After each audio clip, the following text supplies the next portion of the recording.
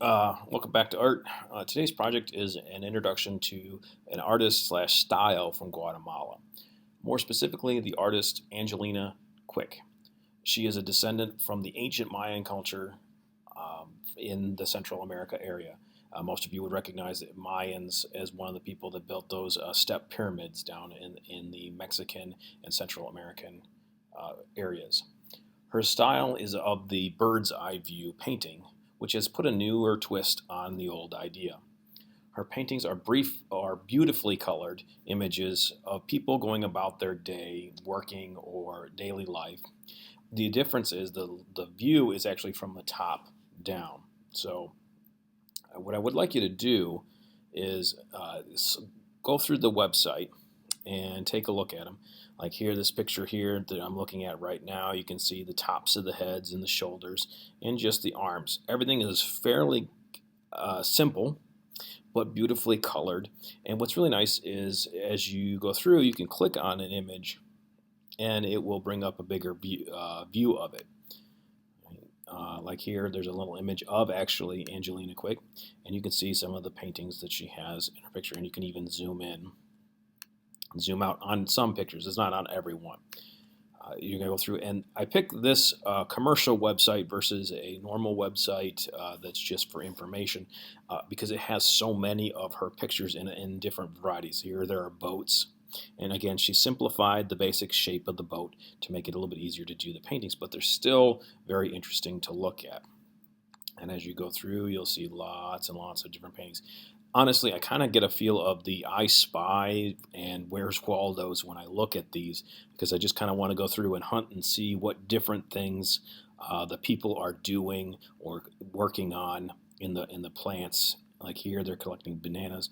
So you're just going to go through and just kind of view the artwork that she's got to give you a good sense of how to do an above shot. Okay. You can see these people are doing wearing hats a lot. In our picture, you may have to make an adjustment to the top of the head. So make sure you're looking for people that have just the top of the head showing. That might help you out a bit in your picture. Please be careful about when you are going through that you're not, because this is actually a working commercial site, don't click on the add to cart things. You don't need any kind of problems with that. But again, you can just click on them and they'll get a little bit bigger like this. So I want you to take some time, look through the site, and then pop back into this video and you can get the actual assignment for the project. This is going to be a one-day assignment or one-day project. There is only 1 week to this, so just be aware of that. All right. So for our project, what we're going to be doing is we're going to do a bird's eye view of where you do your schoolwork. Okay, so if you're at home, obviously it's going to look a little bit different than here if you were at school. So for me, what I'm going to do is I'm going to be drawing a portion of my classroom. You do not need to do like an entire house if you're at home. You do not need to do an entire school. You're going to be focused on basically where you are. So let me kind of draw it out and get you a better example of what I mean, because describing it is a little bit difficult. So for me, typically, I am going to be in the front of the classroom. Okay, so I'm going to have to draw my table that I normally have in front, my desk, which is also in the front, and then what I'm going to do is draw probably the front tables with students on it. I'm not going to worry about trying to draw the whole room because my paper's really honestly not that big to be able to get any detail worthwhile in it. Okay, so I'll be drawing it, and I'm going to kind of put this in fast forward a little bit periodically through it. I may stop to describe something, and then I'll go over how to color it. One of the things that you need to be keeping in mind as you're drawing is try to keep things fairly simple. Okay, so for my desk is kind of a kidney bean shape, and so I'm just going to kind of sketch it out at first. I'm going to try to draw a little bit darker so you can see it, because I understand, it's a little bit hard to see.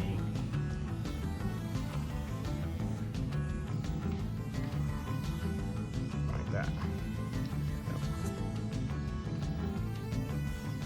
Okay. So that's the top of my desk. I'm looking at it from straight above. Then usually I have a computer sitting on my desk, a laptop. So this is from the top, and then I can only see from the top a little bit of the screen, because remember, the screens are usually straight up and down, so you're only seeing the very top edge.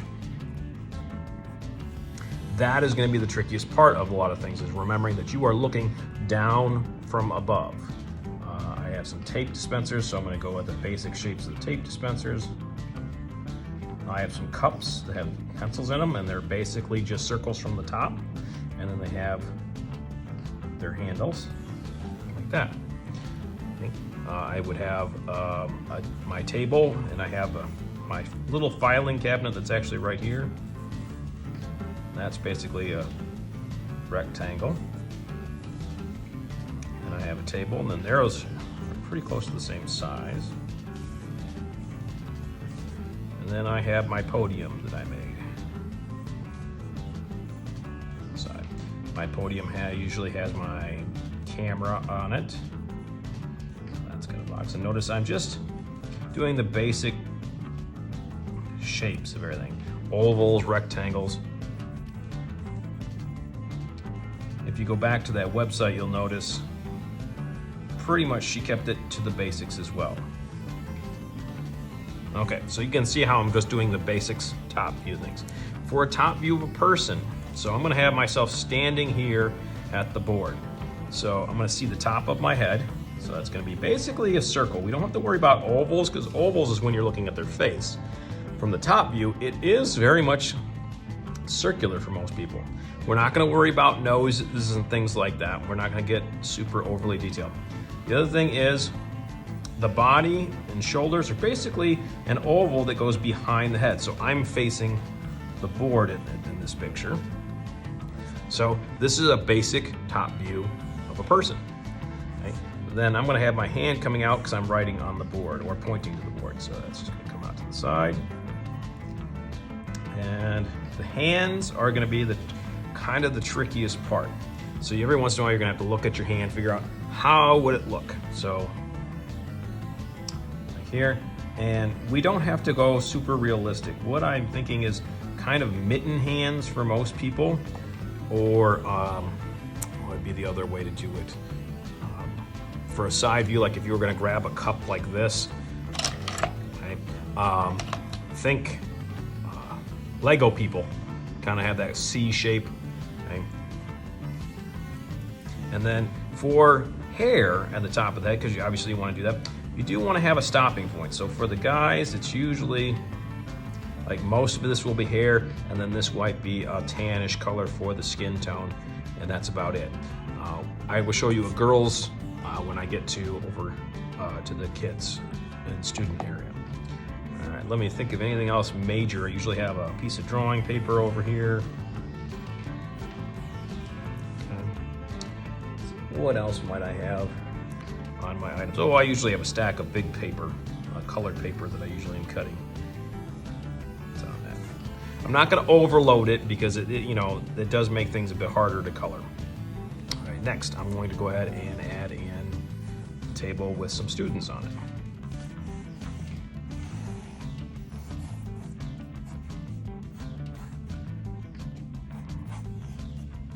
Oh, you know what I forgot over here? Now I'm thinking about, I forgot my chair. So from the top, this is the top of the back of my chair. This is the arms of the chair. And then the rounded seat. All right, I got my basic table. I'm gonna have some drawing paper. That on there. I'm gonna have 3 people at this table because it's commonly what I have for you. There's some water. We're gonna be working with watercolors in this picture. Okay, and then people, it's gonna be about the same. You're gonna do a circle. You're gonna want it pretty close to the table because normally people are leaning really close to the table when you're doing this. Again, it's kind of an oval shape. right behind, try to even it out. And then what I want is, usually you have your hand all over your work. Now, for me, it's kind of a trapezoid shape where it's getting smaller towards the wrist. And then you can do your simple mitten shape. That would be okay. And if you want to have your other hand coming up, you can do that as well. So maybe here.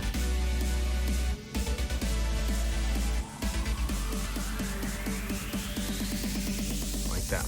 So I'm going to do, let's say that one a boy, we'll make this one a girl.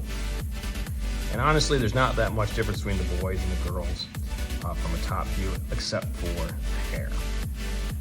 So here I'm going to have the hair be longer, so I have to change the back of the hair and the head like that. And probably want at least one hand showing, because it looks a little weird if you don't have a hand showing. I think I'm going to keep it as the simple mitten. And then the other hand can be down. I'm going to extend her hair a little bit. Go back past her body. That way it looks a little more like hair. And then, you can put a couple of marks for direction. I did another one here.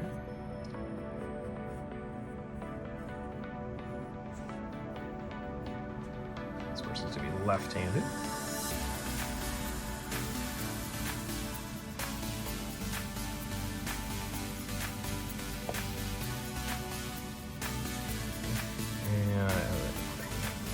Actually, I'm going to make it so her hand this way. So I often put my hand underneath as I work. And then this one's going to have a braid. So with the braid, it's pretty easy. You're just going to come down like that. It almost looks kind of like a party hat. Because again, you're looking down on it, so the angle looks a little weird.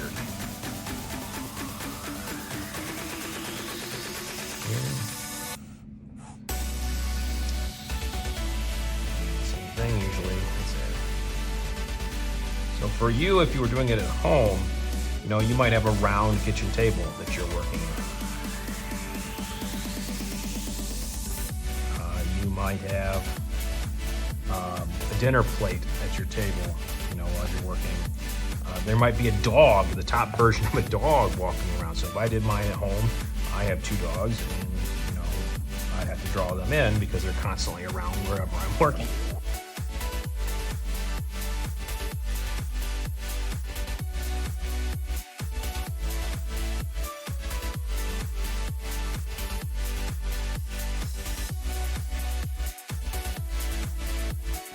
And things are going to look a little weird because these are the feet that you would be if you're looking straight down on a chair.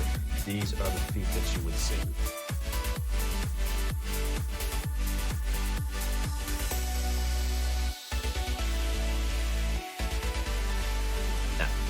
Okay, so this gives me a top-down view of where I'm working the most.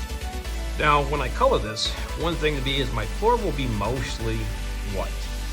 I am going to put the lines in, and then I'm going to put a very, very light layer of color on it. But in my room, I actually have spots that are actually colored kind of randomly as the tile, and I will put that in as well. Okay? And you're coloring it with colored pencil would be the best, but I suppose, depending on how your situation is, marker could be an option for this if your colors are fairly simple to work with. Just keep your pencil handy to clean up edges and things like that. And I'm going to go ahead and color mine and kind of fast forward through it so that you can see a completed picture.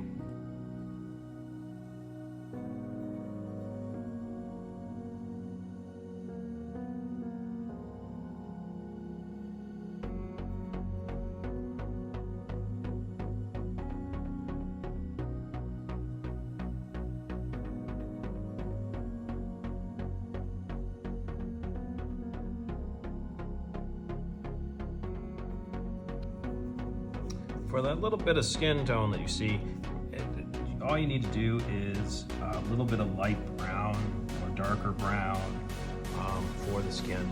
If it goes a little too dark, you can always take a pencil and erase it a little bit and lighten it up.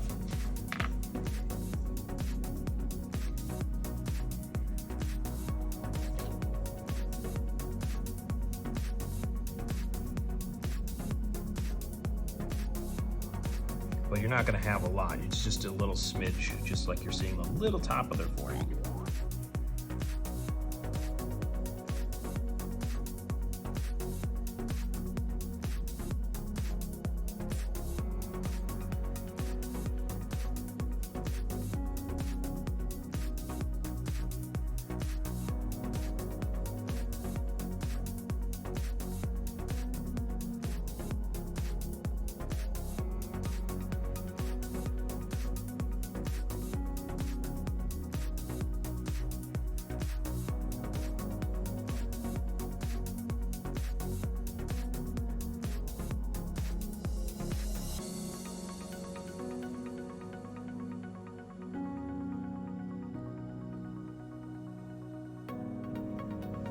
Okay, so what I'm doing here is in little spots connecting like the body to underneath the table, I'm throwing in a little bit of blue. And the reason why I'm doing that, if you haven't figured it out, is this is the blue jeans that people are wearing. Yes, I know not everybody wears blue jeans, but it's an easy, simple color to do, to try to get it to go underneath. And then the shirts can be whatever color. So if you want a pattern, like for me, I know that I wear a dress shirt pretty much every day. So mine's gonna be pretty easy to do. It's just a simple color. But maybe you have people who wear patterns.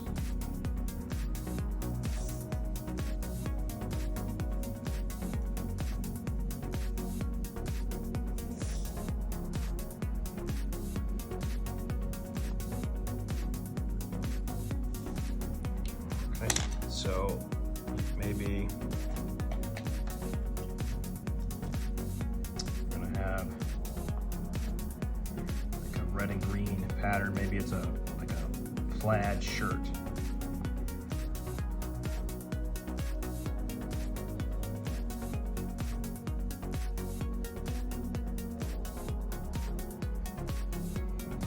I do have a tendency to outline the edge of the shirts. It makes it just easier to see.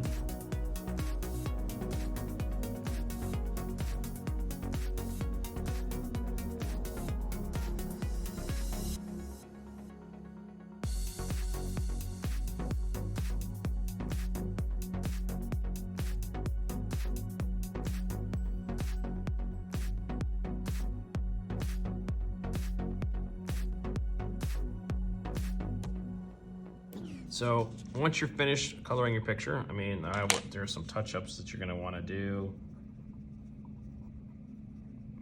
Just try to make sure you have your spaces filled in real well. Try to make sure your colors are pretty dark and vibrant, as I did here for most of these. And then once you're done, just upload your picture to Google Classroom, and I will see you next week.